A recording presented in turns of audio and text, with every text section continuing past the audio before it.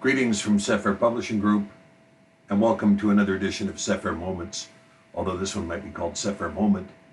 I'm Dr. Stephen Pidgeon, and I'm here to bring you a little discussion on a couple of phrases that I think might be interesting to us today. I want to discuss the name Adam, and I also want to discuss the passage that is found in Shemoth 3, chapter 3, verse 14.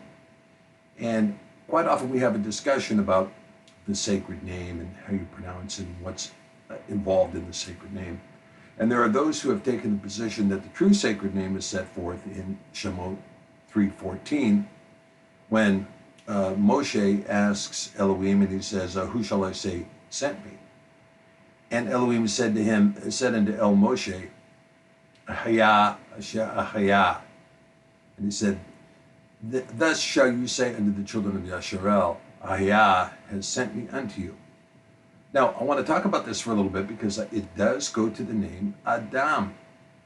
And I find it very interesting because what you have in this phrase here, Ahaya Asher Ahaya, is you have three words, all three of which begin with Aleph. And the Aleph is, of course, the first letter of the Hebrew alphabet, but it also reflects the condition, if you will, of, for lack of a better term, the Godhead. It reflects the condition of Yahusha sitting at the right hand of Yah, the eternal Yah.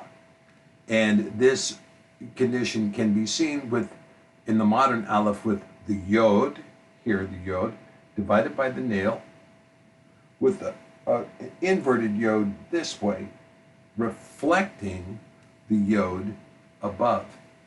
So as it is in heaven, so it is on earth. And this, of course, is found in the prayer that is known traditionally as the Our Father. But in this prayer, let your will be done on earth as it is in heaven, we see this idea that the Aleph reflects the Yod on earth and the Yod in heaven divided by the nail. And in fact, if you look at the modern Aleph as the component of three things, Yod, and Vav, and you look at the gematria of that, you see that the Yod, let's see if I can remember this, the Yod is 10, and there are two of them, Yod and Yod, 10, and the Vav is 6. So the gematria of the letter Aleph is 26. And it is the same gematria as the tetragrammaton, Yod, He, Vav, He, which is Yod 10, Vav 5, He 5, Vav 6, He 5, 10, 5, 6, 5 for a gematria of 26. So the Aleph has a similar gematria to the word Yahweh or the tetragrammaton, Yod, He, Vav, He. And so this Aleph becomes very, very important and may even represent a standalone mark. Now, if it does represent a standalone mark, then we have this idea of three Alephs, Ahia, Asher, Ahia, in this passage in Shemoth 3:14. Three words in a row beginning with this Aleph. And that would be also consistent with what you find in the Shema. Shema Yasharel, Yahweh, Eloheinu, Yahweh. You have three that are found in the Shema as well. And if these are three Alephs that are represented by Yahweh, Eloheinu, Yahweh, then it is consistent, at least in its intent, with this idea of Ayah, Asher, Ayah.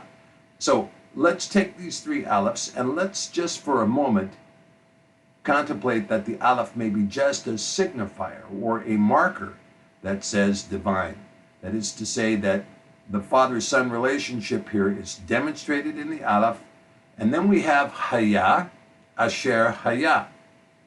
And if it's Hayah, Asher, Hayah, then the Ha may be the prefix or the prefix the, Yah, meaning I am. So you have Aleph, the marker, giving it divinity, and then saying the I am, the I am. The I am, that I shall be, the I am, is essentially the content of the statement, which then again signifies that before we talk about the Creator, we talk about the existence of an eternal Yah. An eternal Yah occupying an infinite number of infinities and an infinite number of dimensions infinitely. And if we understand the eternal Yah as that, which Peter describes as a consuming fire, and which other people testify that no man has seen and survived, then we have to ask ourselves the question, who have we seen? Who did Isaiah see sitting on the throne? Who did Enoch or Hanok speak with? Who did John see? Who did Daniel see? Who did Ezekiel see? Who did Paul see? All questions that go to those who were translated according to Scripture and saw the throne. So when you talk about distinguishing Yah from Yahweh, from Yahusha, Yah, the eternal, infinite Yah, Yahweh, I am he who breathes life. Yah, I am. Who is he? Hua breathes life. I am he who breathes life. Yahweh, Yahusha, I am he. Yah, I am who he. Shah saves. I am he who saves. Yahusha, Yahweh, Yah. Okay? And then we have this ha, which is the. Now, if let's take that marker again, this aleph, and let's say that this marker is just an ot, as they say in the Hebrew. Aleph, vav, tav, ot, a sign, an ensign, a mark. It's a sign giving a divine mark to what's being said here. Now let's look at this word Adam. Can we distinguish Adam, aleph, dalet, mem, safid, from Edom, aleph, dalet, mem, safid, or Adom, the color red, aleph, dalet, mem, safid? I think there is a way that we can. And I think the way that we can is with the use of the apostrophe, which might be a judicious use in the approach of this word. Because Adam, if we take the aleph and we mark it with an apostrophe, as we could in this ahaya, aleph, apostrophe he, apostrophe yod he, ahaya, if we did the same thing with this word Adam, meaning man, now we have this aleph apostrophe dalet mem safid. Now dalet mem safid is an interesting word in the Hebrew, because it means blood. Blood. Dam, blood. Dami, my blood.